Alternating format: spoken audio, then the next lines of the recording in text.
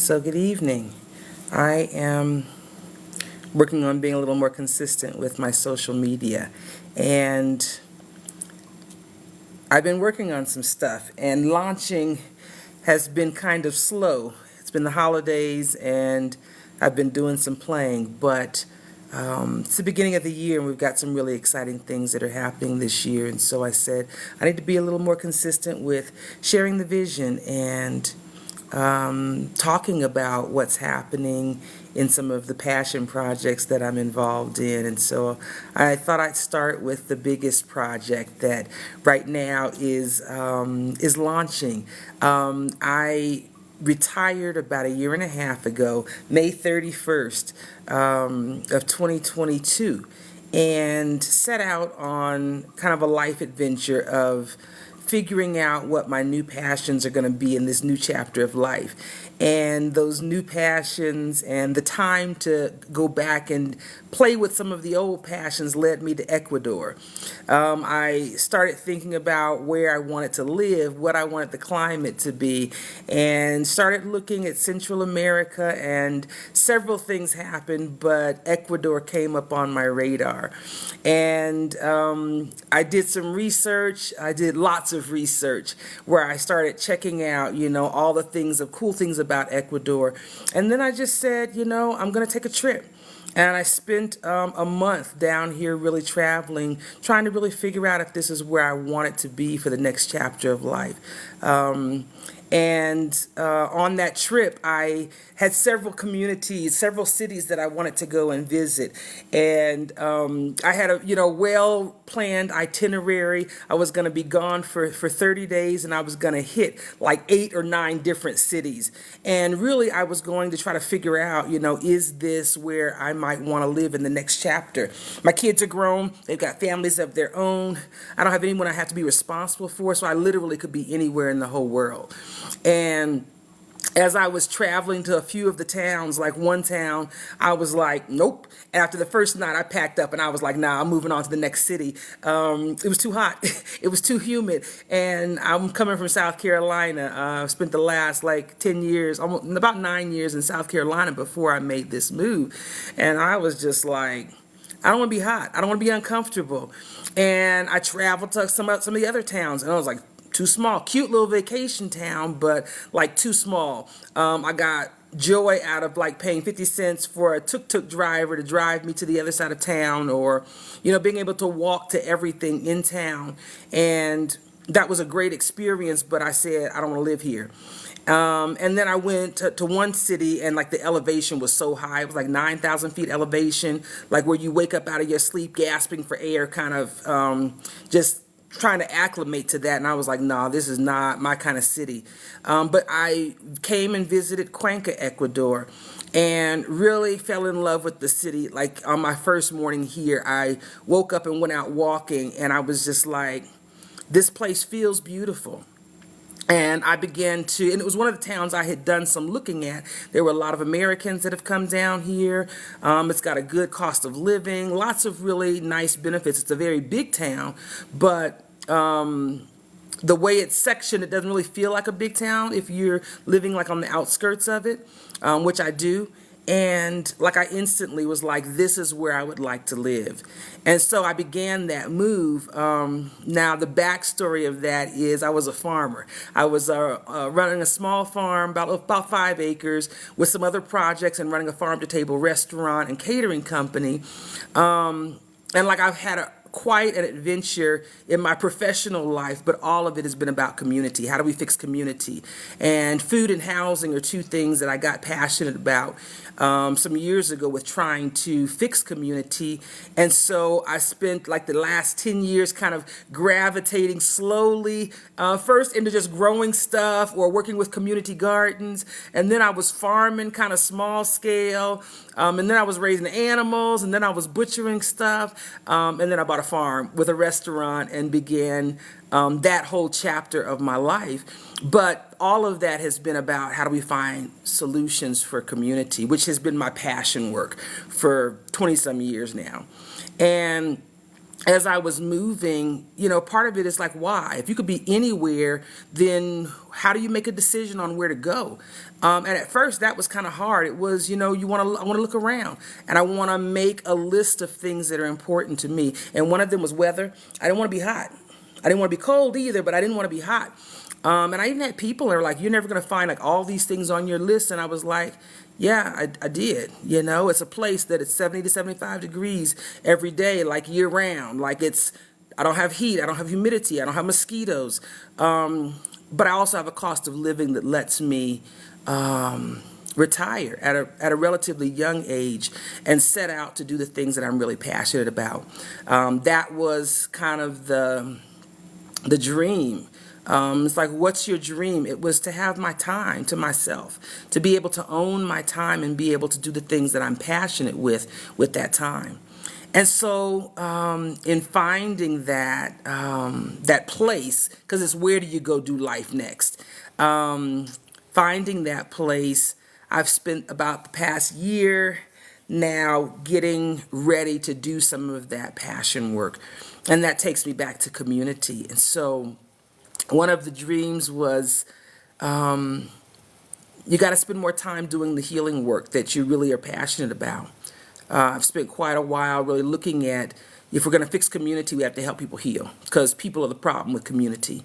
And I got to the point where it was like, I'm ready to use this. I've learned enough about community, hands-on,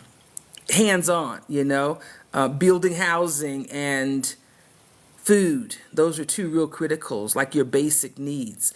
And I've seen a lot of work, a lot of progress in the past 20 years, over 20 years now, in those areas. I started this work and we were trying to find, how do we find a truly affordable housing that frees people? Most people, have seen the prices of housing go up and up, and we're kind of in this crisis where housing is so expensive. It's painful, like, to just be able to have quality housing. And so I got involved in that, and I got involved in the food piece, but the healing piece was still a piece of community that we haven't made as much progress. And so I said, when I retire, we're going to go do that. Yes, we're going to build the roof overhead and the food on the table parts of community. And I got involved in the intentional community movement, where we're literally building communities. But I'm also going to spend a lot of time trying to work with individuals who are looking for tools that really help us move into the new paradigm as far as healing. And so I've spent the past year creating a healing center here in Cuenca, Ecuador. I call it the International Welcome Center, and that's on purpose. The picture in my mind, sometimes my thoughts are in pictures, but the picture in my mind is sometimes you get to the point where the life you're living, the current paradigm that you're living in, like, it becomes unbearable, where it's like, okay, I got to do something different. And we're seeing that socially. We're seeing the social paradigm that many of us have grown up knowing, like, this is just the way things are. This is just how we do things. That's changing. The values are changing. We're seeing it all around us, not just individually, but kind of on a global scale. We're seeing the world change. We're seeing the values change right before our eyes. But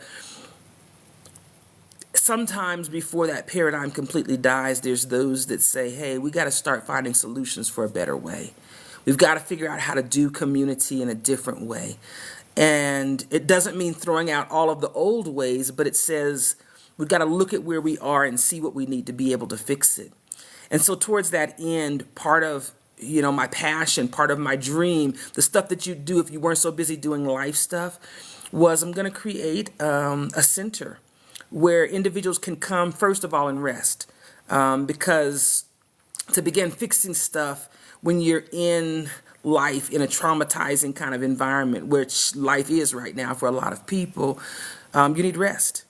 A place to be able to come and rest. But at the same time, part of our mission is to give individuals better tools for healing. We know how to fix housing. We know how to fix food.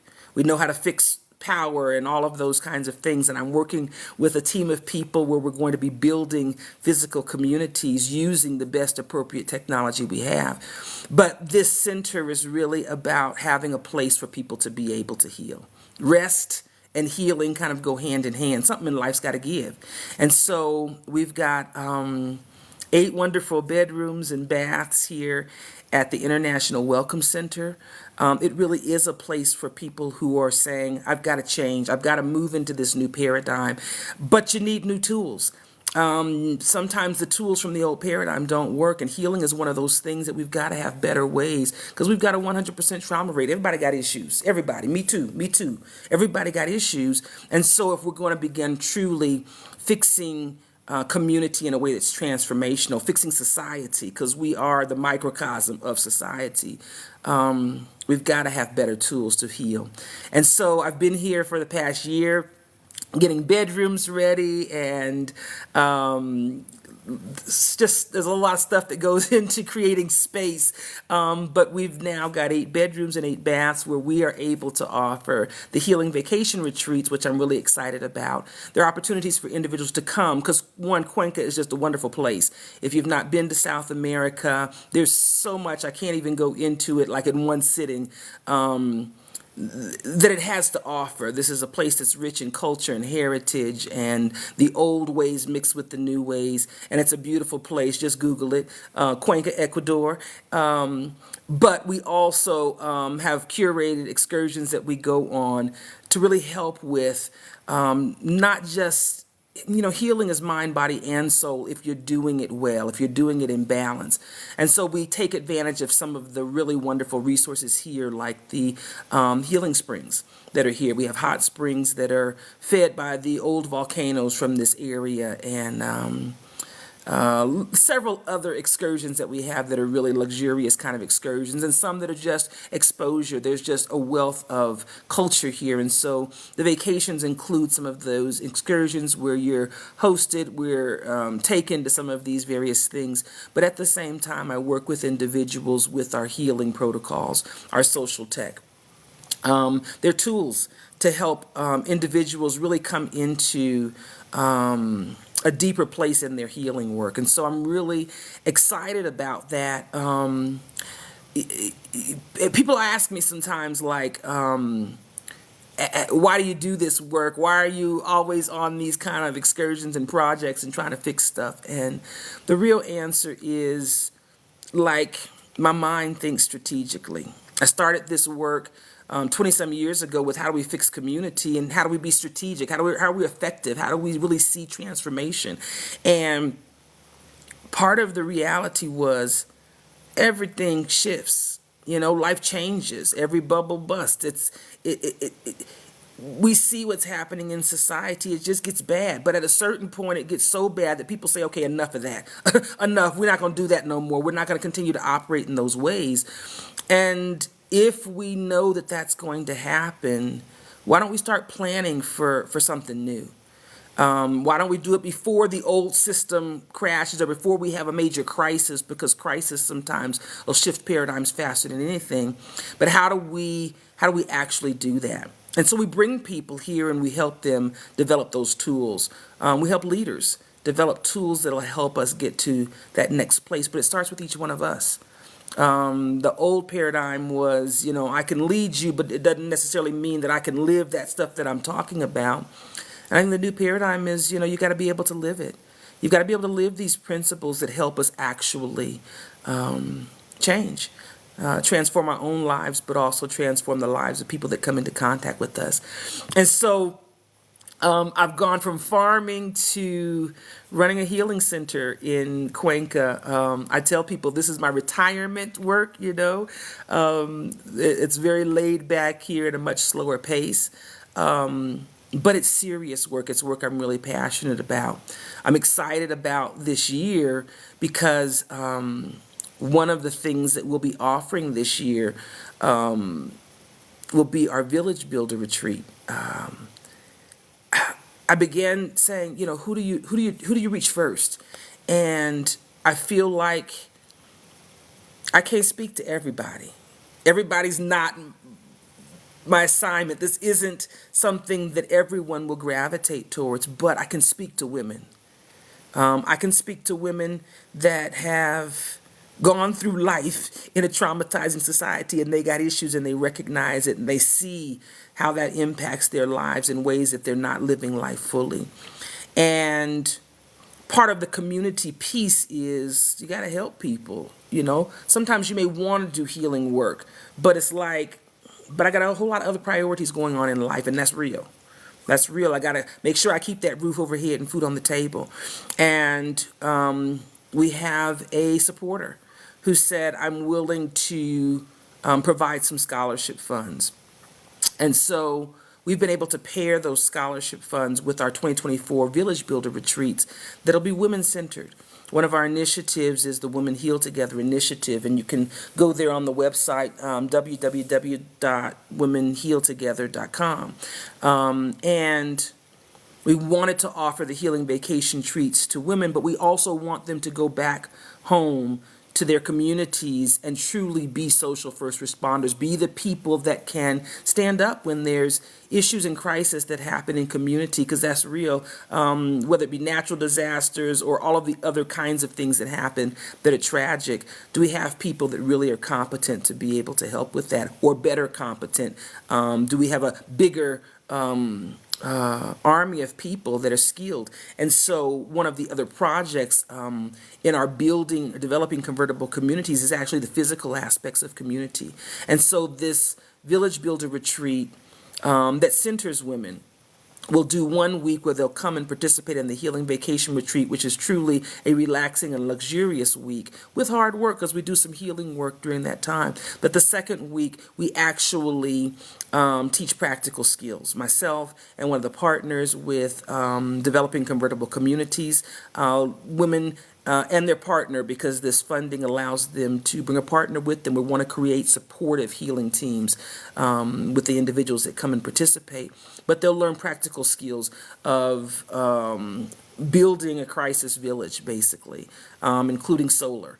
And so they'll learn things, how to deal with heat and cold and injury and illness and thirst and hunger, and give themselves the practical tools where they've actually done hands-on experience with these various tools. They'll set up housing, they'll learn to build rocket stoves and learn to be able to cook off-grid, they'll learn how to purify water, they'll learn how to actually build a solar system, and they'll build it by hand, and then they'll pull all of this together to make sure that they know how to use these skills.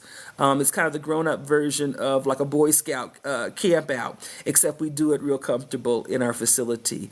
And so we're excited about that, because it will give us the opportunity to not only bring individuals down here for the healing vacations, but also some of the practical skills work that we need in community in times of crisis. You need people who not only have tools to be able to deal with the social aspects of crisis, but also the practical tools as well. And so I'm really excited about that, and I'm going to be sharing more about the various aspects of the training and some of the other kind of programs and connecting that we're doing down here. Building community, and building community not just the emotional supportive community, but part of our team will be building physical communities. And so we're excited about that. And we're excited about connecting with others who want to do the same kind of thing. We're building a co-housing facility here with some of our additional housing space. And so if individuals are interested in coming down or connecting with us, even short time, we've got some opportunities for individuals that want to come and connect for 3 or 6 months, as well as those that want to connect longer down here in physical community. And so we've got that opportunity that's available as well. For individuals that really are passionate about how we heal community, whether they're individuals that have other gifts in different areas of community and want to join with others who are working on, how we better community in some real practical ways, but it also may be individuals who are actually building intentional communities. We've seen quite a movement of individuals who realize that the intentional community movement might be a really good avenue for addressing some of the issues we see in community. The intentional community movement has been around for decades, and people get together and say, hey, we want to kind of build community in microcosm. We want to build our own social community, and we want to do it physically so that we have the benefit of proximity. And this training provides really good foundation for that. And so we've got some leadership training that'll be happening or that we'll be offering, and there'll be more to come. So I'm going to be more conscientious of getting on social media and really sharing about what's happening, some of the vision, and to really just put out there that we're looking to connect with individuals that are passionate about healing community. We want them to come, we want them to partner, we want them to collaborate with us as we do the work of equipping the leaders that will help us really create the emerging paradigm that we see happening. This is about getting tools to be able to prepare for change. We see what's wrong, but solutions are what gives us the leverage against what's happening. Solutions that help take us in other directions. And I think community is a really good foundation for us to move in the opposite direction. Everything around us is pointing that it's time for change. We know all of the sayings, we know all the songs, change is going to come when, and Fannie Lou Hamer said it, change comes when you get sick and tired of being sick and tired. And for a lot of people, society right now, American society right now, they're feeling it. They may not be able to have even words to put to it, but they feeling sick and tired of being sick and tired. And so part of even the name of this center, the International Welcome Center, really is about those who are really tired and realize that the old paradigm is not where they want to live anymore. But where do you go to be able to rest and to be able to pick up new tools that will help you to move into the new paradigm? That's what this center is about. And so I'm excited about that. I'm thrilled to be sharing about that. It really is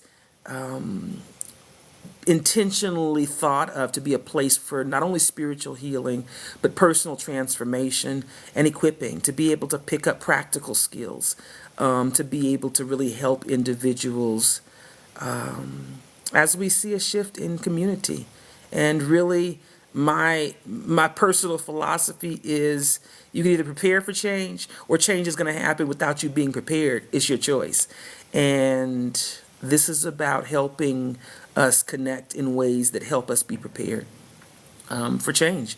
And so I'm excited to be in Ecuador offering this and connecting with individuals I know from the past, but hopefully lots of new individuals that want to hear more about what's happening down here in Ecuador, what's happening at the International Welcome Center, what we're getting ready to build next, because we're working on setting some dates and hopefully going to be doing some groundbreaking on an intentional community project here in Ecuador.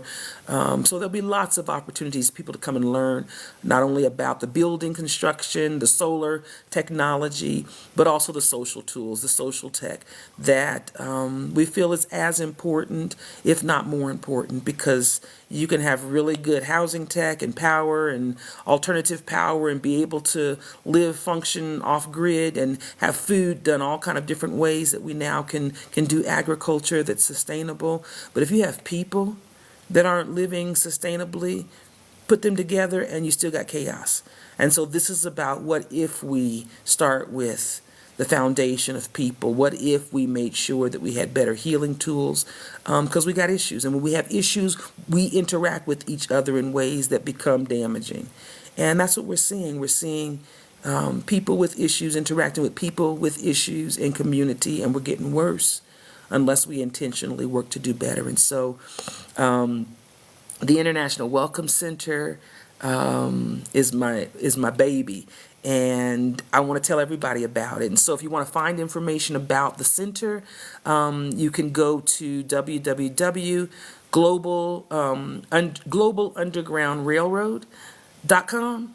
And if you want to find information about the scholarship funds for our Village Builder retreats in 2024, then womenhealtogether.com is the website and has information about the scholarship fund that's available. and how individuals can apply. That is a 2-week retreat. We'll be offering that retreat 3 times. We've got funding for 12 couples, 12 teams of people. And the first one will be in March. The first retreat will be in March. Just requires a passport to be able to travel here. It's an automatic visa. So it's a real easy country to travel to, and it's beautiful. And the weather's always nice if you like 70 to 75 degree weather every day, which I do. I personally, that is my ideal temperature. So I'm excited to be here.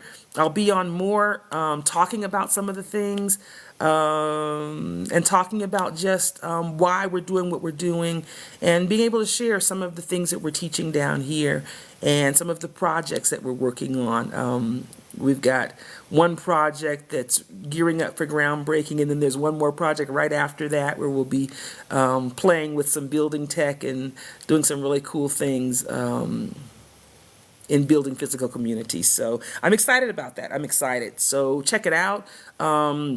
And then our collaborative page, nowastedtime.com, you can go and find about all the different kind of projects that are happening and kind of spinning around this hub down here in South America. So, yeah, I'm just happy to be sharing because I'm really excited about this.